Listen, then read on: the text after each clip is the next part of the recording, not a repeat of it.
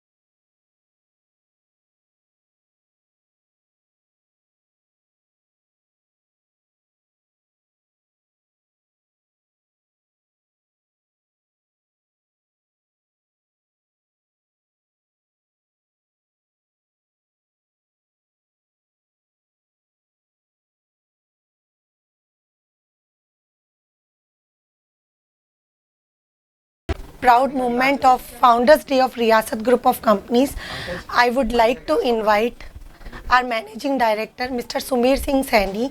He will be on live for YouTube for a live session about Riyasat Group of Companies, what we have done, what is our vision and mission. So let's clap for our Managing Director.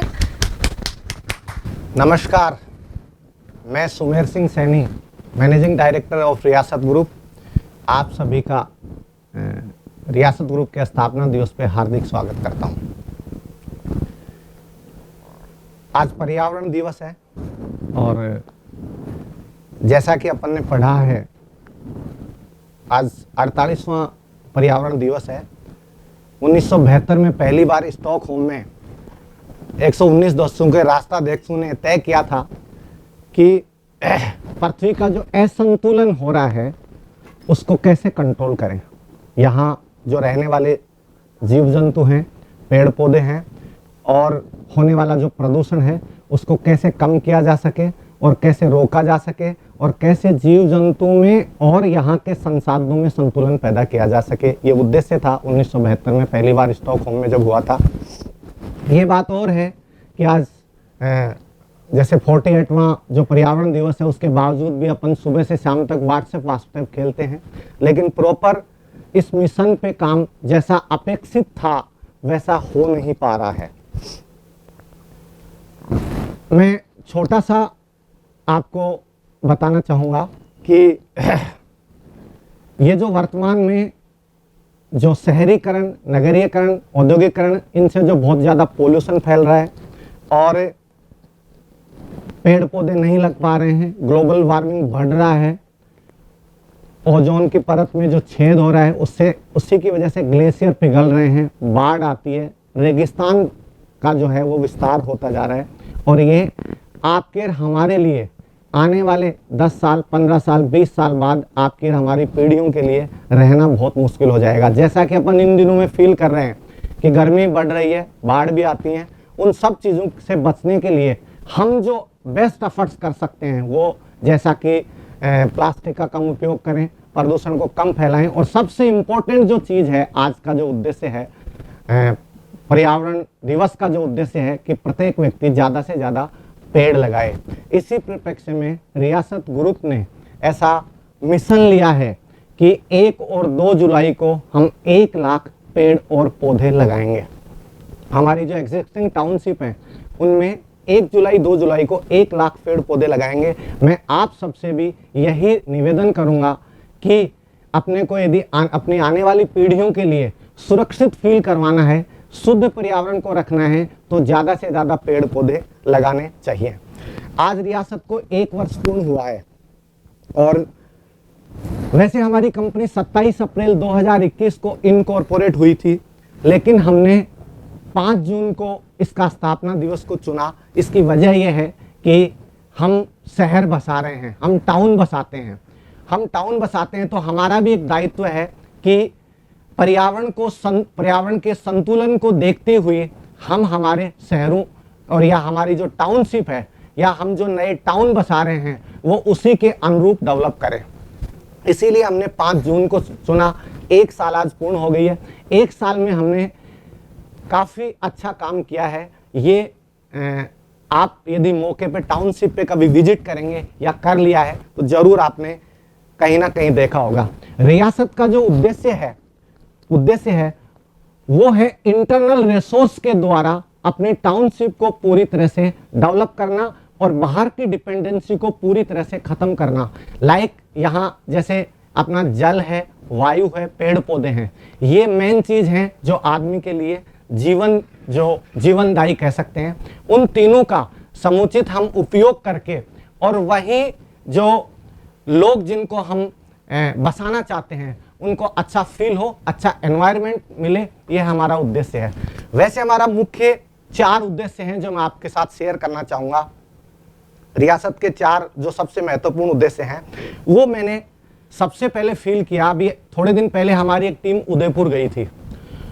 Udaipur वहाँ हमने देखा, जैसे उदयपुर इन लोगों ने देखा और उदयपुर के बारे में मुझे बताया तो मुझे 2012 का जयपुर याद आ गया। जब 2012 में एज ए गोकुल कृपा हमने रियल एस्टेट में कदम रखा था, उस समय यहाँ डेवलपमेंट के नाम पे एकदम जीरो था। पेड़ पौधों की तो अपन बात ही नहीं कर सकते। एक सिंपल ग्रेवल रोड या इस टाइप की डाली जाती थी और ओनली जिनके पास पैसा होता था वो ही रियल एस्टेट में इन्वेस्ट कर पाते थे, चाहे सोसाइटी के माध्यम से हो चाहे जेडी के माध्यम से हो। लेकिन वो एक महत्वपूर्ण वर्ग, इकोनॉमिक तबका, वो अपने घर का सपना पूरा नहीं कर पाता था।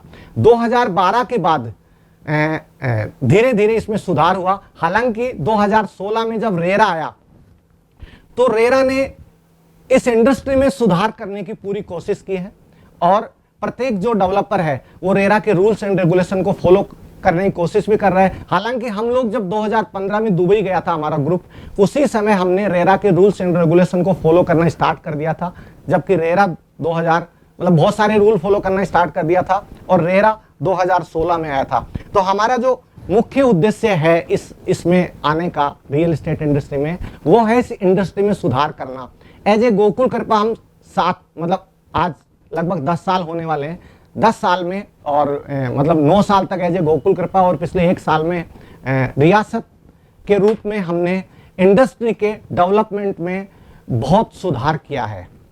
आप देखेंगे कि जैसे मैं बात करूं कि हमारी जो टाउनशिप्स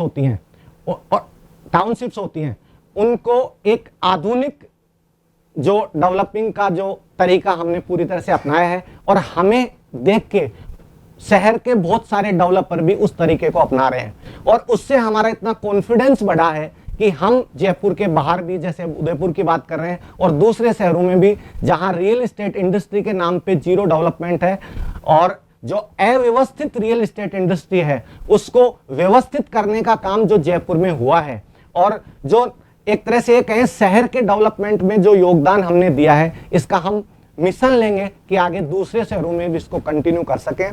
तो हमारा जो फर्स्ट उद्देश्य है वो है रियल एस्टेट इंडस्ट्री में सुधार करना और पिछले 8 से 9 साल में हम थोड़ा बहुत इसमें इम्प्रूवमेंट कर पाए हैं। आगे भी आप और हम सब मिलकर इसको कंटिन्यू करेंगे। दूसरा हमारा जो महत्वपूर्ण उद्देश्य है वो है इकोनॉमिक क्लास को घर देना।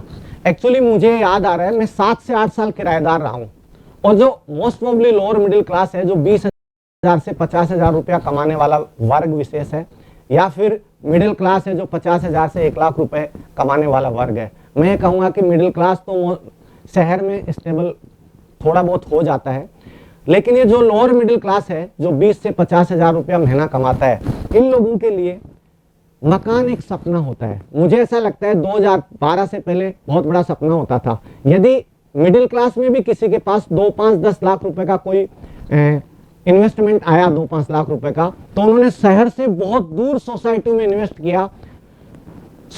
इन्वेस्ट किया जहां वो कभी मकान नहीं बना सकते थे या मकान नहीं बना सकते हैं। और साथ ही वो यहाँ शहर में किराए में रहते हैं। किराए में अब उन्होंने अपना प्लॉट भी ले रखा है और किराया भी हर महीना पे कर रहे हैं, और उनका खुद का घर बनाने का सपना इसलिए पूरा नहीं हो रहा कि उनका प्लॉट इतनी दूर है, वहां से घर बना के उनके लिए रहना बहुत मुश्किल है। रियासत ने इस पे मनन किया, रियासत ग्रुप ने पूरी तरह से, और मनन करने के बाद ये रिजल्ट निकाला कि बहुत ज्यादा दूर नहीं और बहुत ज्यादा नजदीक अपन उनको घर प्रोवाइड करवा नहीं सकते, तो बीच में एक ऐसी जगह है जहां शहर से 7 से 8 किलोमीटर, मतलब हमने जो रिंग रोड को आधार बनाया है, शहर से लगभग 7 से 8 किलोमीटर, वहां हम लोग पूरी तरह से जो हमारा रियासत का मिशन है, जो 20,000 से 50,000 के लोगों को घर प्रोवाइड करवा सकते हैं, उनके लिए हमने प्लान किया है। मैं ये समझता हूं कि जो 5-7 लाख रुपए में जो डाउन पेमेंट जो सोसाइटी का मकान प्लॉट खरीदते थे, वो तो वो डाउन पेमेंट के रूप में दे सकते हैं, और बाकी जो किस्त देते थे, जो किराया देते थे, वो EMI के रूप में किस्त दे सकते हैं। बैंक लोन आजकल अच्छे से हो जाता है, रेट ऑफ इंटरेस्ट भी बहुत कम है। तो और इसका मतलब यह है कि जो 20,000 से 50,000 की जो रेंज के जो इकोनॉमिक वर्ग है, उनका बहुत बड़ा उत्साह है, और हमारे यहाँ आते ही वो मतलब तेजी से उसकी खरीदारी भी होती है। इसका कारण यह है कि उसको वो सारी सुख सुविधाएं मिलती हैं जो एक लग्जरी टाउनशिप में मिलती हैं। मैं बात करूं तो एक जो हायर क्लास है और जहां 500 से 1000 गज का प्लॉट है, उस व्यक्ति को ये देखे कि 60-40 वो खुद के ही टाउनशिप में डेवलप कर लेता है, मतलब खुद के ही प्लॉट में डेवलप कर लेता है। आधा बना लिया, आधा खाली छोड़ दिया, वो पर्यावरण के अनुकूल अपने घर को बना लेता है। लेकिन एक मिडिल क्लास जिसके घर में 6 से 7 लोग, 8 लोग रहते हैं, और 5 से 7 लोग जिसके घर में है, और उसकी कैपेसिटी है 100, 125, 150 गज का प्लॉट खरीदने की, उसको ना तो वो खाली छोड़ सकता, और यदि पूरा बनाता है तो पर्यावरण के अनुकूल नहीं बना पाता। और शहर में ऐसी स्थितियां हैं कि 70-30 में, 75-25 में ऐसी टाउनशिपें बनी हैं जहां लोग रह रहे हैं। बस उनको कच्ची बस्ती का अब नाम नहीं देना चाहिए, लेकिन लगभग वैसे ही है। रियासत ग्रुप ने पूरी तरह से अपनी कोई भी टाउनशिप 60-40 मतलब 40% ओपन एरिया और 60% जो है वो रेजिडेंशियल एरिया के रूप में पूरी तरह से डेवलप कर रही है, और वहां इंटरनल रिसोर्स ऐसे डेवलप कर रही है कि उस व्यक्ति को बाहर भटकना नहीं पड़े। शहर से दूरी भी इतनी रख रही है कि वो सुबह अपने काम पे चला जाए और शाम को काम पे वापस आ जाए। मैं इंटरनल रिसोर्स की बात करूं तो बेसिक जो चीज है किसी व्यक्ति के लिए, वो सबसे पहले हैं पेड़ पौधे। जैसा मैंने बताया कि 1 लाख एग्जिस्टिंग टाउनशिप में 1 लाख पेड़ पौधे लगाने का हमने मिशन लिया है, जो 1 और 2 जुलाई को हम इसको पूरा करेंगे।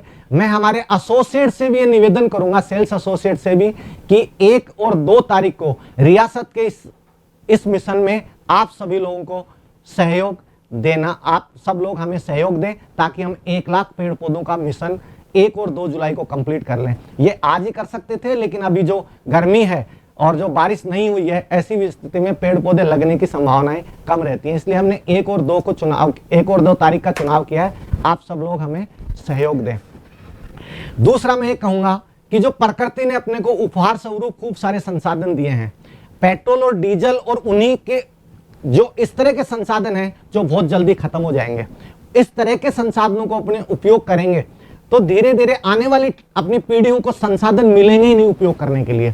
इसलिए बेहतर है कि अपन हर चीज जो अपनी प्रकृति के जो महत्वपूर्ण गिफ्ट्स हैं उनको उपयोग करें। जैसे मैं बात करूं, विंड्स है, सोलर है, हमने टाउनशिप में सोलर जो प्रोजेक्ट लगाया है, उस प्रोजेक्ट की वजह से हमारे टाउनशिप का लाइट का खर्चा बिल्कुल 0 हो जाएगा टाउनशिप का। और आने वाले टाइम में मोटिवेट करेंगे लोगों को कि वो पर्सनली जो घर की लाइट है वो भी सोलर और विंड के रूप में ही उपयोग करें।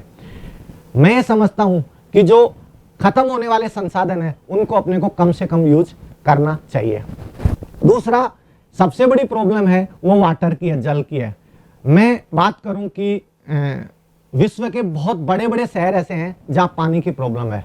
मैंने कहीं पढ़ा था कि साउथ अफ्रीका का केपटाउन जो एकदम समुद्र के किनारे है वो भी पूरी तरह से पानी के लिए सूख गया है। और जयपुर में पानी के हालात आप अच्छे से जानते हैं, यहाँ जहाँ बीसलपुर नहीं वहाँ पानी भी नहीं, ज़्यादातर स्थितियाँ ऐसी हैं। जो साउथ और ईस्ट और वेस्ट जो जयपुर है उसमें बीसलपुर का पानी आए वहाँ तो पानी है, नहीं आया वहाँ नहीं है, ज़्यादातर स्थितियाँ ऐसी हैं।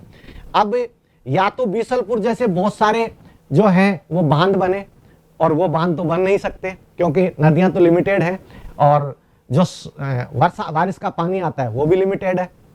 अब ऐसी स्थिति में हमने प्लान किया है कि वाटर हार्वेस्टिंग पद्धति को हम सबसे ज़्यादा हाईलाइट कर रहे हैं ताकि आने वाले टाइम में हमारी जो टाउनशिप है उसका जल स्तर बढ़ जाए, और बढ़ने के बाद पानी की जो डिपेंडेंसी किसी बीसलपुर या कहीं भी हमारी नहीं रहे और पूरी तरह से वहीं की पूर्ति हो जाए। दूसरा, आने वाले टाइम में क्राइम्स बढ़ रहे हैं, तो इसलिए सबसे इंपॉर्टेंट है सेफ्टी और सिक्योरिटी। उसके लिए भी हमने, जैसे मैं पहले भी कई बार चर्चा कर चुका हूं, कि 7 से 10 फुट की बाउंड्री करके पूरी तरह से उसको गेटेड एंट्री करके टाउनशिप को पूरी तरह से क्लोज कर रहे हैं, और वो सारी लग्जरी सुविधाएं डेवलप कर रहे हैं जो स्पेशली पहले हायर क्लास के लिए ही डेवलप की जाती थी, जैसे कम्युनिटी हॉल, मंदिर और पार्क डेवलपमेंट और जो भी खेल का मैदान और जो भी होती हैं वो सारी सुविधाएं हम हमारी टाउनशिप में डेवलप कर रहे हैं, योगा सेंटर वगैरह सब कुछ। तो दूसरा जो हमारा मिशन है वो है इकोनॉमिक क्लास को घर देना, जैसा कि मैंने बताया। हाँ, मैं यहाँ एक चीज और बोलना चाहूंगा कि यदि आपने इकोनॉमिक क्लास को घर दिया है और वहाँ इकोनॉमिक क्लास रहने लग रहा है और गलती से वहाँ किसी ने जो हाई क्लास ने इन्वेस्टमेंट किया है, तो इन्वेस्टमेंट की ग्रोथ कितनी हो सकती है इस पर आप विचार कीजिएगा, क्योंकि जहां इकोनॉमिक क्लास रहेगा, घर बनेंगे, तो जो बची हुई जमीन है उसकी रेटें कितनी बढ़ेगी, इस बात पे इन्वेस्टर्स को भी विचार करना है। तीसरा हमारा विजन जो है, जो डेवलपमेंट है वो सस्टेनेबल डेवलपमेंट के साथ इकोनॉमिक क्लास को घर देना है। जैसे एक तो बताया मैंने इकोनॉमिक क्लास को घर देना है, मुझे याद है कि मैं जब किराएदार रहता था तो मैंने किराएदार की फीलिंग्स को बहुत अच्छे से समझा है। हमारे जयपुर में पहले जब मैं स्टूडेंट था तब कहा जाता था कि जयपुर में 2 ही मालिक होते हैं, एक तो ऊपर वाला और एक मकान मालिक। तो जो खुद के घर की फीलिंग्स है वो हम पूरा करेंगे, और तीसरा मिशन जो अपना सस्टेनेबल डेवलपमेंट के साथ घर देना, उसको भी हम पूरा करेंगे। इसी के साथ हमारा जो ऑफिस बन रहा है वो भी हमारा ऑफिस इको फ्रेंडली ऑफिस बन रहा है, उसके रजिस्ट्रेशन के लिए भी हमने आवेदन कर दिया है और उसको पूरी तरह से हम इको फ्रेंडली ऑफिस बनाएंगे।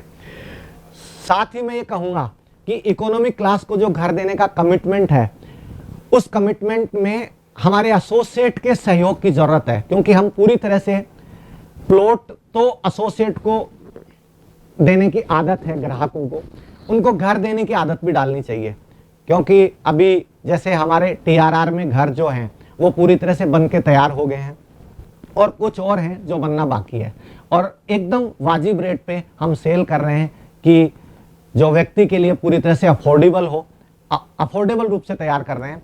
और एक बड़ा प्रोजेक्ट जो है वो कोकावास में अभी हमारा एक लगभग 250 से 300 घरों का, अप्रोक्स 200 से 250 घरों का एक प्रोजेक्ट जो है वो आ रहा है। तो मैं एसोसिएट से रिक्वेस्ट करूंगा कि वो घर बेचने की आदत भी, घर सेल करने की आदत भी डालें, और साथ ही में आप कस्टमर से ये निवेदन करूंगा कि आप हमारे जो घर हैं, जो हम अफोर्डेबल हाउस बना रहे हैं, उन सब की एक बार विजिट जरूर कीजिएगा। साथ ही हमारा चौथा महत्वपूर्ण जो उद्देश्य है वो यह है अधिकाधिक लोगों को रोजगार प्रोवाइड करवाना।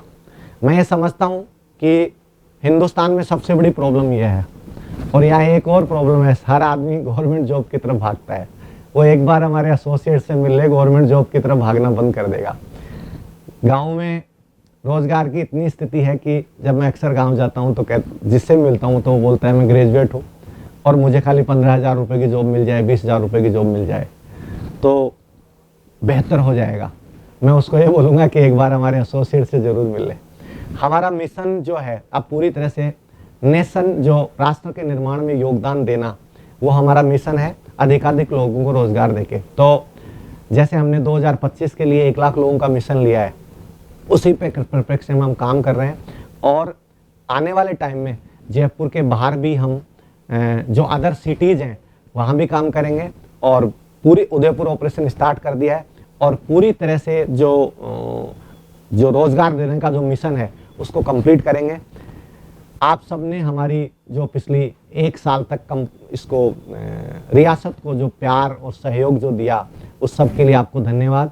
और सारे एसोसिएट जिन्होंने ये प्लॉट सेल किए हैं और ग्राहक को लेके आए हैं, एसोसिएट लीडर्स और जो specially ABPS and above leaders हैं और जो फ्यूचर में एबीपीएस बनने वाले लीडर्स हैं, इन सभी को भी मैं थैंक्स बोलना चाहूँगा 1 साल के सहयोग के लिए।